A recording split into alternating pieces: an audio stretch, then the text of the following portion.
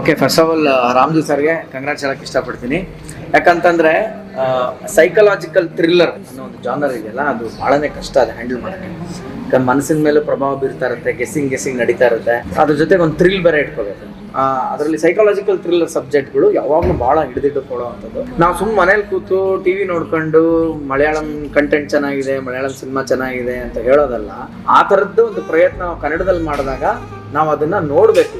ಇದಕ್ಕೆ ಥಿಯೇಟರ್ಸ್ ಬಂದು ನೋಡಿದಾಗ ಏನಾಗುತ್ತೆ, ಅದಕ್ಕೆ ಪ್ರೋತ್ಸಾಹ ಕೊಟ್ಟಂಗಾಗುತ್ತೆ ಅಂತ ಒಂದು ಒಳ್ಳೆ ಕಂಟೆಂಟ್ ಓರಿಯೆಂಟೆಡ್ ಸಿನಿಮಾ. ಪರ್ಫಾರ್ಮೆನ್ಸ್ ಇರ್ಬೋದು, ಫೋಟೋಗ್ರಫಿ ಇರ್ಬೋದು, ಒಂದು ಸ್ಟೋರಿ ಟೆಲ್ಲಿಂಗ್. ಇದು ನಾನು ಹೆಂಗೆ ಹೇಳಿ ಅಂದ್ರೆ, ಕೆಲವರಿಗೆ ಬುಕ್ ಓದುವಾಗ ಒಂದು ಟೇಸ್ಟ್ ಇರುತ್ತೆ.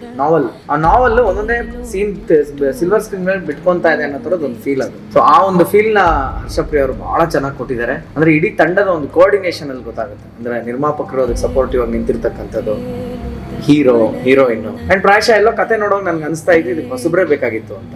ಎಸ್ಟಾಬ್ಲಿಷ್ಡ್ ಮಾಡಕ್ ಹೋದ್ರೆ